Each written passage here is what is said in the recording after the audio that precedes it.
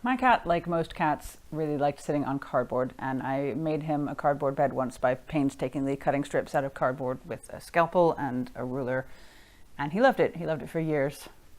And then he barfed on it, and there was really no coming back from that. But he had really loved it, and I wanted him to have another one, so I didn't want to spend a whole day cutting out strips of cardboard with a scalpel and a ruler again, so I tried to buy one on the internet. That was a mistake. How is an adult cat supposed to sprawl on that? Somehow in my research I'd come across this box cutting strip making device, which you run along the edge of the cardboard box and it cuts strips really easily and quickly and accurately, pretty much exclusively for the purpose of making cat beds, I think. Gotta love an internet subculture. So obviously I had to have one, and I'm sure as hell not going to buy it on Amazon. And I didn't quite have the mental capacity to get one 3D printed from these awesome plans that I found. But I did predictably have some wood lying around. So I stuck 3 bits of wood together and screwed a razor blade to the bottom of it.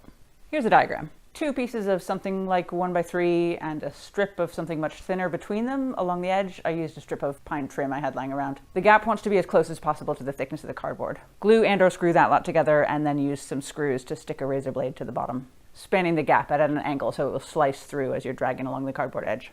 The distance from the razor blade to the trim strip will dictate the thickness of your card strips and therefore the thickness of your cat bed, or whatever else you want to make from the cardboard strips. I did see some damned amazing lampshades in a gallery once, but that's a project for another day.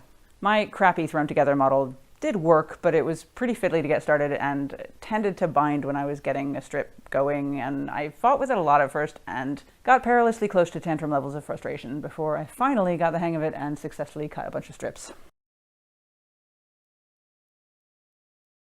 I used hot glue to spiral up the pieces, which was a bit fiddly again and resulted in several slight burns, which just comes with the territory of hot glue, I'm afraid. But it was pretty easy to just stick a bunch of spirals together and then just keep building on it until it was a good size for a cat to sprawl on. And then I spent some time trying to get my elderly cat baby to go ahead and sprawl on it.